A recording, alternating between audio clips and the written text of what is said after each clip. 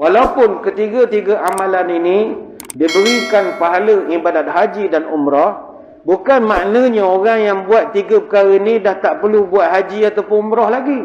Jangan. Katalah nanti tahun depan dah tak ada masalah sekatan, orang pun tanya, awak ni main Bitcoin banyak duit, apa tak pergi ke Mekah? Kawan hari-hari semain masjid. Ustaz kan pesan, kalau pergi masjid sama, pahala umrah, buat umrah buat apa? Dah pergi masjid Gombak Utara cukup. Itu ayah pen nama, tak betul ilmu gitu. Ini untuk yang terhalang. Untuk terhalang.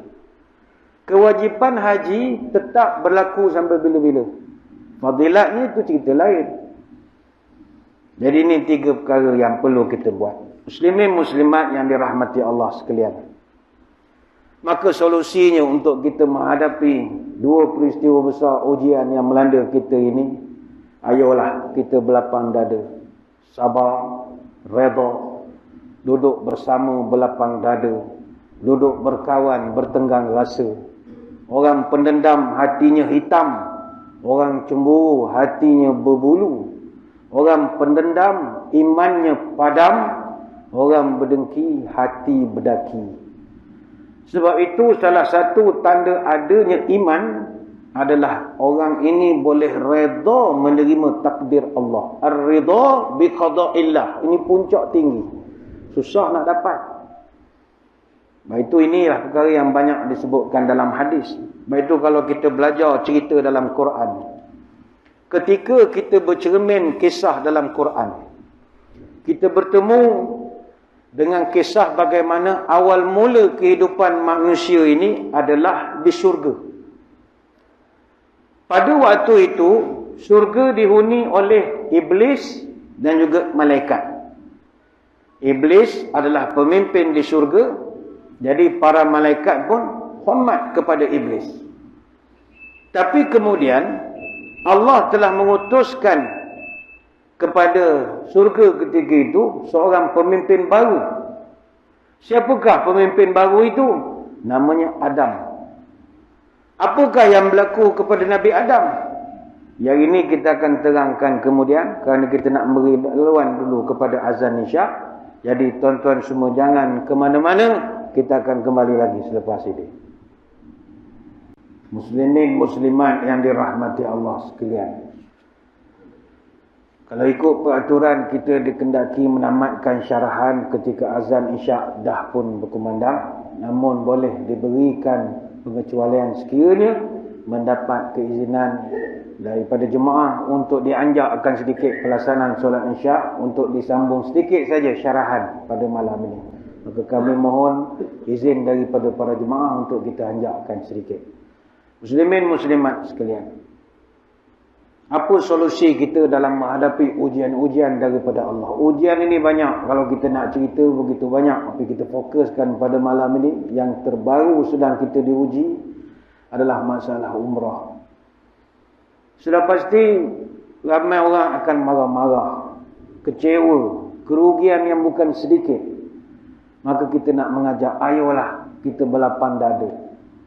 Jangan mencari, oh ini salah orang tu, ini salah. Tidak, jangan.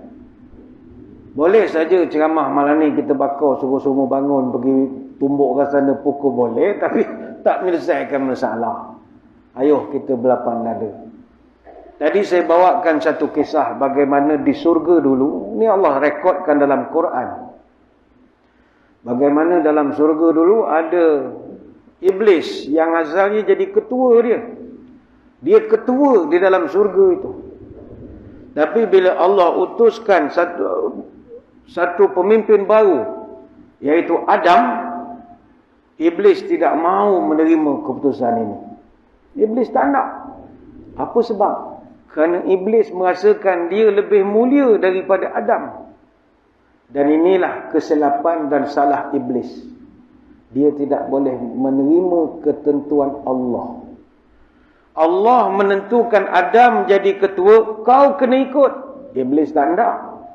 Iblis bukan saja tidak mau sujud kepada Adam seperti yang diperintahkan Allah, bahkan dia terus berusaha supaya Adam dikeluarkan daripada syurga. Ini perangai iblis. Dan usaha iblis berhasil. Hasil kelicikannya, Adam dan Hawa berhasil dipujuk untuk memakan buah khuldi, yang buah dilarang makan oleh Allah. Maka sebagai hukumannya, Adam, Hawa, Iblis, tiga-tiga dikeluarkan daripada surga. Tiga-tiga. Pelajaran yang kita boleh ambil ialah, ketika dikeluarkan daripada surga, apa reaksi Iblis?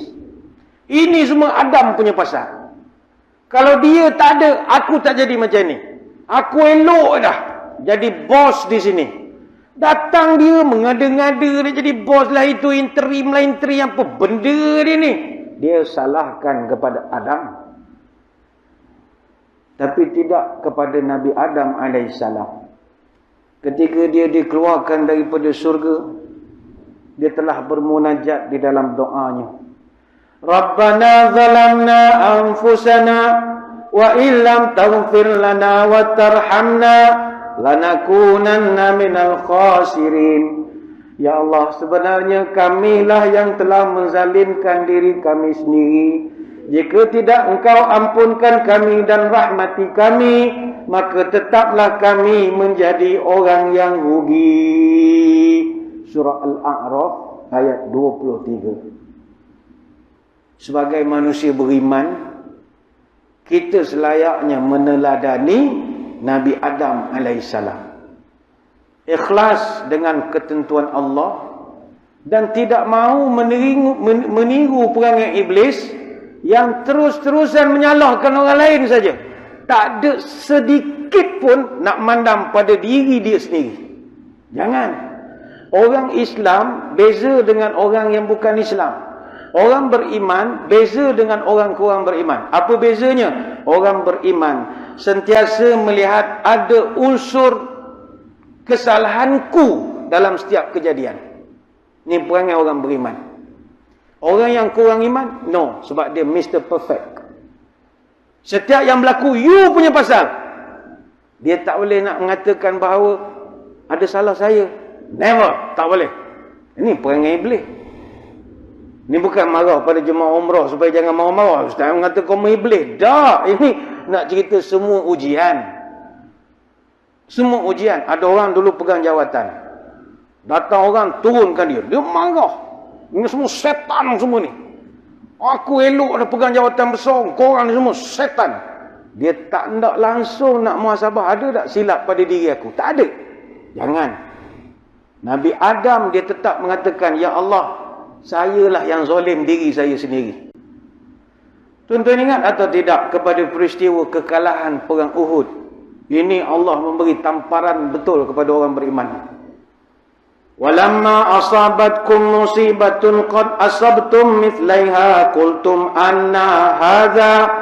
Bila kamu wahai orang beriman kalah dalam peperangan Uhud, padahal dalam peperangan yang sebelumnya kamu menang 2 kali ganda dalam perang Badar, maka bila kamu kalah kamu buat postmortem dan kamu bertanya anna hadza.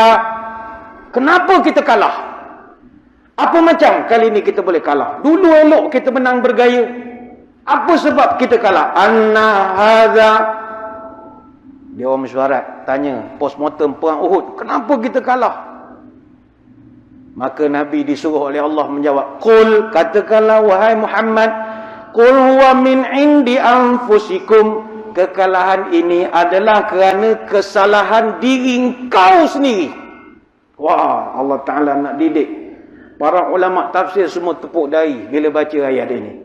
Macam mana Allah Ta'ala dia boleh sebut kepada para sahabat Nabi, kau punya pasal lah kita kalah ini. Bukan kau nak salah kalau orang lain kuat ke, orang lain hebat ke, bukan. Kau sendiri masalah. Tuan-tuan yang baca sirah, apalah kesalahan para sahabat?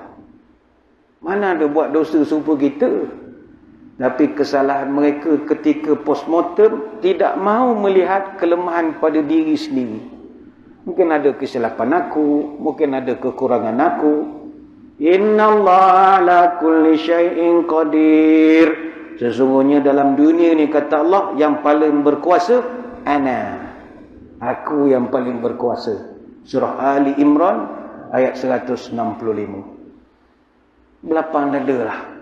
Lapang dada. Ini jelah nak mujuk kita supaya nak menghilangkan duka cita, duka lara. Semuanya berada di dalam aturan Allah. Wa ma tasqutu min waraqatin illa ya'lamuha wa la habatin fi zulumatil ardi wa la ratbin wa la yabisin illa fi kitabim mubin. Dan tidak sehelai daun pun yang gugur, melainkan aku tahu daun yang mana, kata Allah Ta'ala.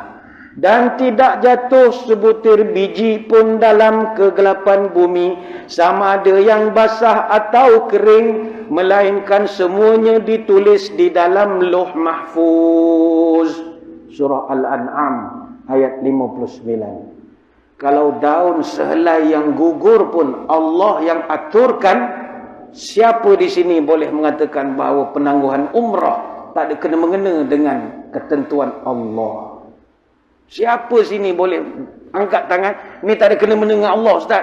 Ni semua salah Allah. Ni semua dia. Jom Ustaz, asal payang Ustaz. Boleh. Tidak menyelesaikan masalah.